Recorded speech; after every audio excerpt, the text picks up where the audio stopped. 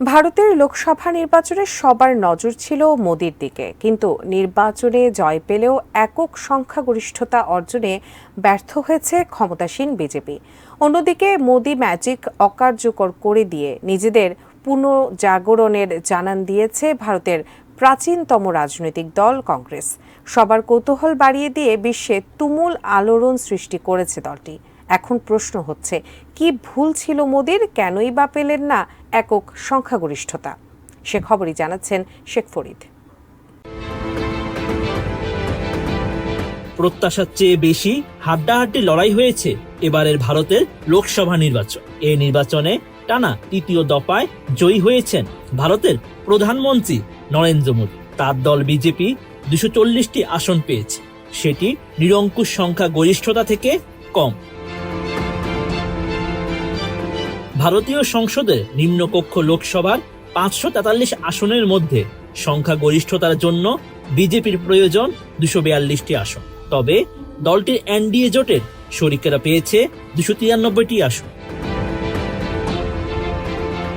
নির্বাচনের এই ফলাফল নরেন্দ্র মোদীর জন্য এক ব্যক্তিগত আঘাত, কেননা গুজরাটের মুখ্যমন্ত্রী ও ভারতের প্রধানমন্ত্রী হিসেবে এর আগে তিনি যেসব নির্বাচন করেছেন সেগুলোই সবসময় সংখ্যাগরিষ্ঠতা পেয়েছেন। নির্বাচনী ফলাফলে প্রধান বিরোধী দল কংগ্রেসের নেতৃত্বাধীন ইন্ডিয়া জোটের বিস্ময়কর উত্থান লক্ষ্য করা গেছে। তাতে জোটের আসন কমে যাওয়া নিয়ে অনুমান এবং বুথ ফেরত ও নির্বাচন পূর্ব জরিপগুলোর ফলাফল অনেকটাই ভুল প্রমাণিত হয়েছে। 6 সপ্তাহ ধরে চলা 7 দফার এই ম্যারাথন নির্বাচনে ভোট দিয়েছেন 64 কোটির বেশি ভোটার। এটি এক বিশ্ব রেকর্ড। এই ভোটারদের প্রায় অর্ধেক ছিলেন নারী। বিশ্বের অনেক নেতাই তৃতীয়বার নির্বাচনের শেষ লাইন পেরিয়েছেন, নরেন্দ্র মোদীও এর ব্যতিক্রম নন।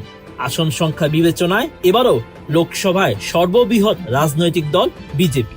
জোট শরিকদের সমর্থন নিয়ে মোদী যদি তৃতীয় দফায় ক্ষমতায় আসেন, তবে দেশটির প্রথম প্রধানমন্ত্রী জওহরলাল নেহরুর রেকর্ডের ভাগিদার হবেন তিনি।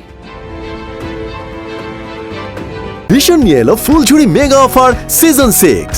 এই অফারে ফ্রিজ কিনলেই পাচ্ছেন নিশ্চিত 12 সেটের আকর্ষণীয় গিফট বক্স একদম ফ্রি। এদিকে আসন সংখ্যার দিক থেকে মোদীর বিজেপির গুরুত্বপূর্ণ ক্ষতি হলো 60টি আসন কম পাওয়ার বিষয়। এটি তৃতীয় দফায় তার দলের এককভাবে ক্ষমতায় যাওয়ার প্রত্যাশাকে ম্লান করে দিয়েছে, বিশেষত যখন দলটির জোটের লক্ষ্য ছিল 400টি আসন।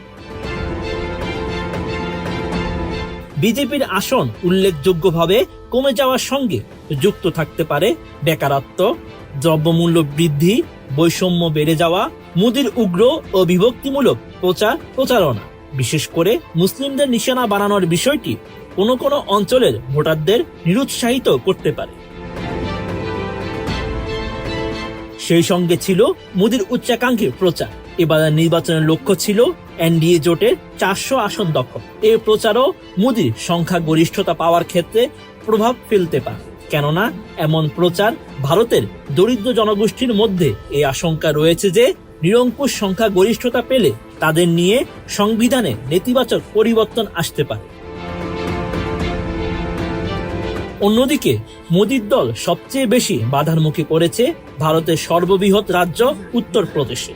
রাজ্যের 80টি আসনের মধ্যে 33টি পেয়েছে বিজেপি। দেশটির জাতীয় রাজনীতিতে এ রাজ্যের বিশেষ গুরুত্ব রয়েছে। ভারতে একটি প্রচলিত ধারণা আছে, উত্তরপ্রদেশ যার, দিল্লি মসনদ তার। এছাড়া মোদীর জনপ্রিয়তা ধরে রাখতে প্রাধান্য দেওয়া হয়েছিল মোদী ব্র্যান্ডে।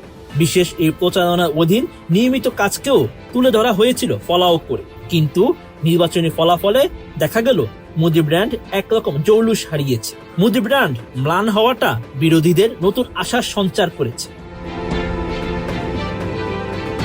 Sheikh Farid, ATN news.